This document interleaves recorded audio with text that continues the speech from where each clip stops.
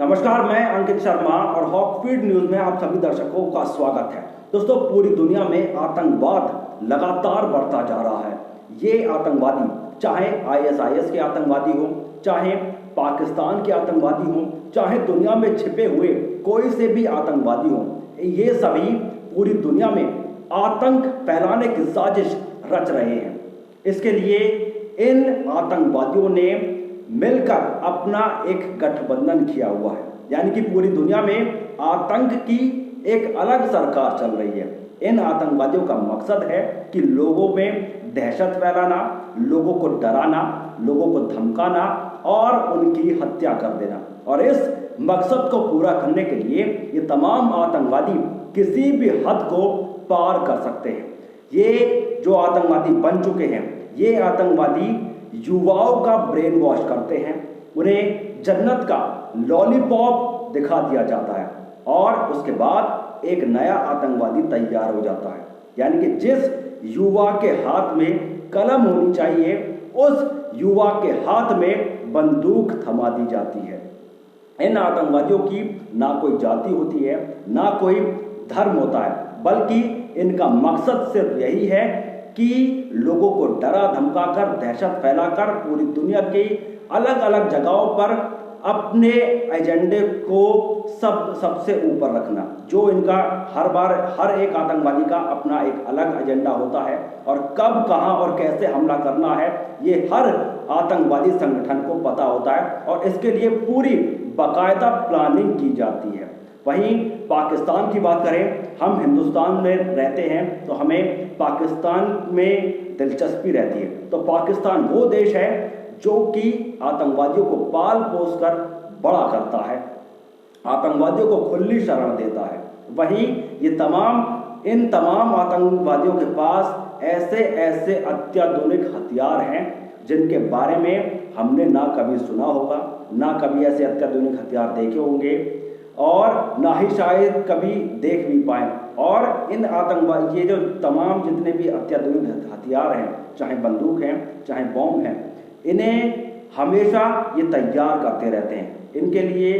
इसके लिए ये परीक्षण करते रहते हैं, प्रशिक्षण करते रहते हैं, बाकायदा ट्रेनिंग दी जाती है। और ऐसा ही कुछ हुआ आतंकवादियों के साथ। जी हाँ, आपको बताते हैं कि बॉम्ब बनाने की लाइव ट्रेनिंग मस्जिद के अंदर दी जा रही थी। जी हाँ, और उसके बाद क्या हुआ वो नज़ारा देखकर आपकी आंखें फटी रह जाएंगी। पूरी खबर और पूरा मामला हम आपको विस्तार से बताएंगे, लेकिन सबसे पहले भारत की जनता से मेरा एक सवाल है कि आतंकवाद का जड़ से सफाया करने के लिए कौन सा फॉर्मूला अपनाना चाहिए। अपना जवाब, अपनी राय आप हमें कमेंट करके जरूर बताएं। इसी के साथ अब पूरी खबर पर चर्चा करते हैं कि बॉम्ब बनाने की ट्रेनिंग ले रहे आतंकवादियों के साथ क्या हुआ।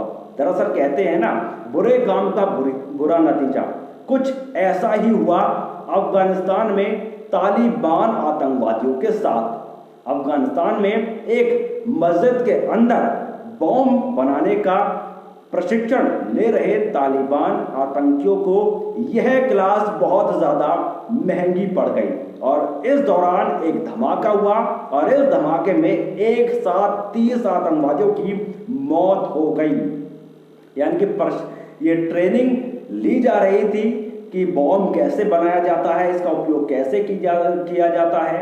ये बाकायदा ट्रेनिंग मस्जिद के अंदर दी जा रही थी, लेकिन ट्रेनिंग देना इतना भारी पड़ गया कि वो बॉम्ब ट्रेनिंग के दौरान वहीं पर फट गया और एक साथ 30 आतंकवादियों की मौत हो गई। अफगानिस्तान की सेना ने बयान जारी करके कहा कि ये 6 विदेशी समेत 30 आतंकवादी मारे गए हैं और इनकी ऐसी मौत हुई है कि इनकी लाशों के भी चीथड़े उड़ गए, परखच्चे उड़ गए और इनका चेहरा भी अभी तक पहचान में नहीं आया है कि ये कौन आतंकवादी थे, क्या इनका नाम था और किस आतंकवादी संगठन से ये बिलोंग करते थे। हालांकि एक चीज स्पष्ट हो गई है, ये सभी तालिबानी आतंकवादी थे। ये विदेशी आतंकी बारूदी सुरंग बनाने के विशेषज्ञ थे और शनिवार को ये 26 अन्य आतंकवादियों को बम बनाने का लाइव प्रशिक्षण दे रहे थे। बताया जा रहा है कि यह विस्फोट बालफ प्रांत के दौलताबाद जिले के कुलताक गांव में हुआ। अफगान सेना ने एक बयान जारी करके कहा कि मारे गए 6 विदेशी आतंकियों की पहचान नहीं की जा सकी है।